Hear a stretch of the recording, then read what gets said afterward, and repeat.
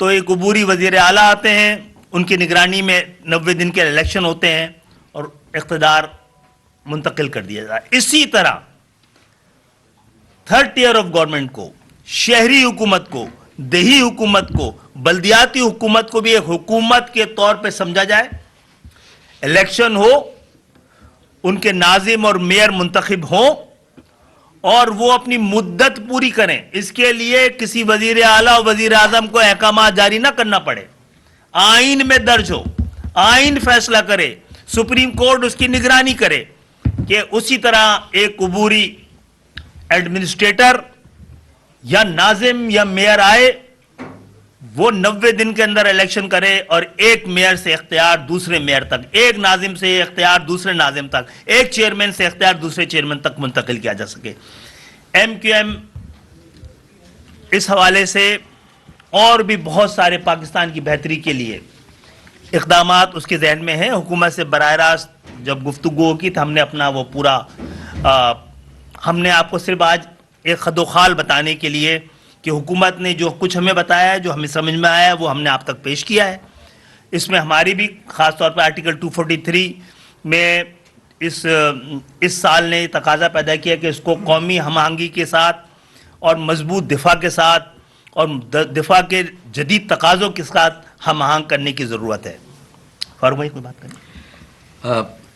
میرے خیال میں خالد بھائی آپ نے کافی تفصیل بتا دی ہے. بس یہ گزارش ہے کہ آئین ایک مقدس دستاویز ضرور ہے، لیکن صحیفہ آسمانی نہیں ہے، لیونگ ڈاکیومنٹ ہے، اور ظاہر ہے کہ اس میں وقت کی ضرورت کے مطابق، حالات کی ضرورت کے مطابق ملک کی مضبوطی اور استحکام کے لیے اس میں اگر ترامیم اگر 26 ہوئیں اور 26 سے پہلے 25 ہوئی تھی تو 26 کے بعد 27ویں اگر آئینی ترمیم کی ضرورت ہے تو اس پر کوئی بہت زیادہ پریشانی اور حیرانی ہونی نہیں چاہیے. ہاں اس کے جزویات جب باقاعدہ یہ متعارف ہوگا، سامنے آئیں گے، تو اس پہ جو بھی ضرورت ہوگی اس میں بہت ساری باتیں جو ہیں وہ خالد بھائی نے کہا کہ ہمارے سامنے آئی ہیں اور ہم نے اس کے مطابق جو ہے وہ اپنا ایک رسپانس دیا ہے. اور خالد بھائی نے کافی چیزوں کی خود بھی کہا کہ یہ ضرورت ہے.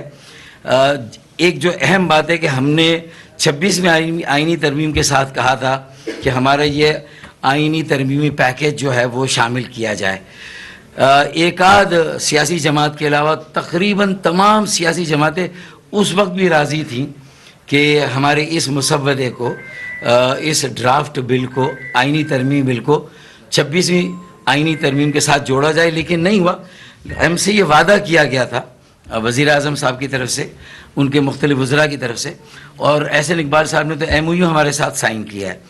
تو ان کی طرف سے بھی اعظم نذیر طاہر آئے تھے ہمیں 26ویں آئینی ترمیم کی تفصیل بتانے، وزیر قانون، وفاقی وزیر قانون، انہوں نے بھی کہا تھا کہ یہ 27ویں ترمیم کے ساتھ انشاءاللہ ہم اس کو جوڑیں گے.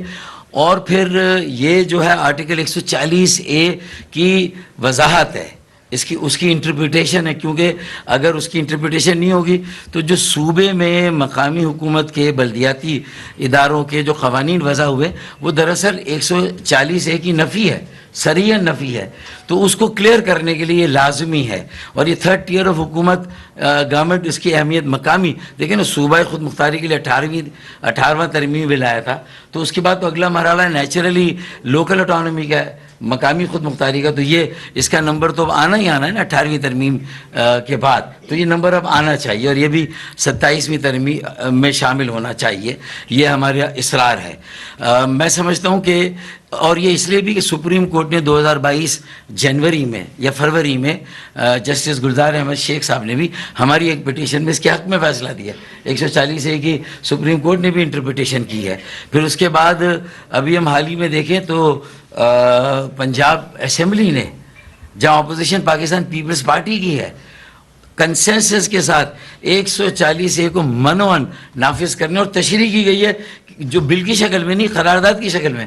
تو وہ اگر قرارداد بھی پنجاب کی لے لی جائے تو اس بل کو، ہمارے بل کو سپورٹ کرتی ہے. تو مجھے لگتا ہے کہ پنجاب جیسے بڑے صوبے میں اگر اس پر اتفاق رائے ہے مکمل کنسنسس ہے کہ یہ اب ترمیم ناگزیر اور آنی چاہیے. تو مجھے لگتا ہے کہ اب یہ اور ہم سب یہ سمجھتے ہیں کہ یہ ناگزیر ہے, وقت کی ضرورت ہے, وقت کا تقاضا ہے. اور جس طرح دیکھیں اس وقت ڈیبیٹ یہ تھی 26ویں آئینی ترمیم میں کہ کانسٹیٹیوشنل بینچ بننی چاہیے یا کانسٹیٹیوشنل کوڈ بننی چاہیے. مجھے لگتا ہے کہ محترمہ بے نظیر بھٹو نے جو کچھ بھی اس وقت ایک ایکارڈ ہوا تھا وزیر اعظم نواز شریف صاحب کے ساتھ, تو اس میں یہ تھا کہ کوڈ بننی چاہیے, لیکن کچھ جماعتوں کا تھا نہیں بینچ بنے, تو لہٰذا 26ویں آئینی ترمیم میں وہ بینچ بن گئی. تو اب خالد بھائی کہہ رہے ہیں کہ اگر یہ عدالت بنتی ہے تو میرے خیال میں بننی چاہیے, کیونکہ تاکہ کانسٹیٹیوشنل مقدمات جو ہے بالکل الگ ہونے چاہیے.